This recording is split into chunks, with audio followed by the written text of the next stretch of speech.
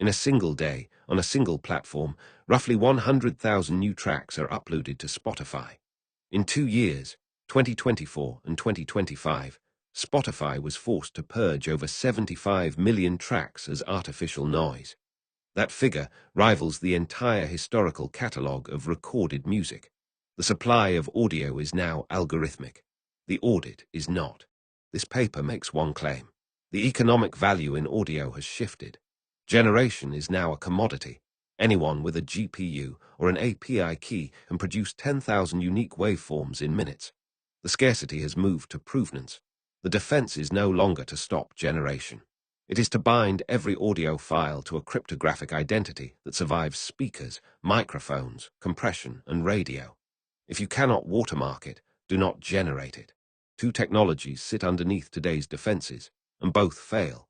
Audio fingerprinting, Shazam, Content ID, is an identification technology, not an authentication one. It matches perceptual hashes against a database of known originals. Generative AI synthesizes new waveforms that have no original in any database. To Content ID, a fresh AI spam track and a fresh human masterpiece are the same, unknown content. Metadata is fragile. Convert a C2P assigned file to a generic MP3 or play it through a radio, and the header is gone. Both methods collapse at the analog gap.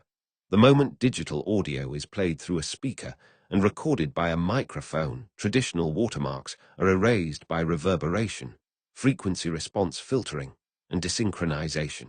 The Veriprajna architecture is a latent watermark, embedded into the physics of the waveform itself. 4 mechanisms make it work. First, direct sequence spread spectrum. The watermark is not hidden in a single frequency or a single moment. Its energy is spread across a wide frequency band using a pseudo-random noise sequence. In any one frequency bin, the signal sits below the noise floor of human perception. It sounds like air. Because the information is redundant across the entire spectrum, removing half the band still leaves enough correlation to recover the watermark. Second, iterative filtering and singular value decomposition. The audio is decomposed into intrinsic mode functions. Bits are embedded into the structure of the signal, the singular values, not into surface samples. The watermark survives resampling and requantization because the underlying geometry of the signal is preserved. Third, and the hardest problem, surviving the air. Veriprajna embeds a short noise sequence that repeats every t milliseconds. The detector does not compare the recording to an external database. It compares the signal to itself. Autocorrelation. It looks for a periodic spike at lag t. Reverberation distorts every block equally.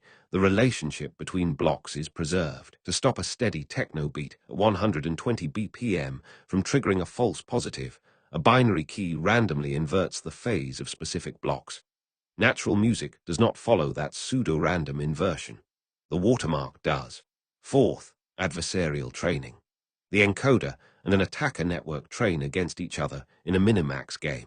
The system generalizes against attacks that have not yet been invented. The numbers are now public. Industry analysis indicates 10 to 30% of all global music streaming activity is fraudulent. The annual financial loss runs to $2 to $3 billion. Deezer's detection system flags 70% of right-track plays as fraudulent. Under the published benchmarks, the AWARE protocol holds a bit error rate below 1% under 64 kilobit MP3 and ASC compression. Cross-attention watermarking, the XAT and MARC family, recovers attribution at over 98% accuracy even under strong editing, including timescale modification up to 20%. When an attacker crops the audio to half its length, a bitwise readout head aggregates statistical evidence and decodes the provenance signature. And on cost, peer-reviewed analysis finds human content moderators are 40 times more expensive than automated systems and biologically less able to distinguish a high-quality voice clone from a real recording. Watermarking is not only more robust, it is the only economically viable defense at the scale of 100,000 uploads a day. The strategic implication is straightforward.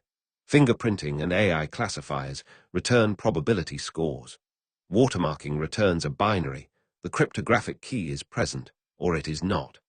That deterministic verdict is what converts moderation from a guess into a legal proof.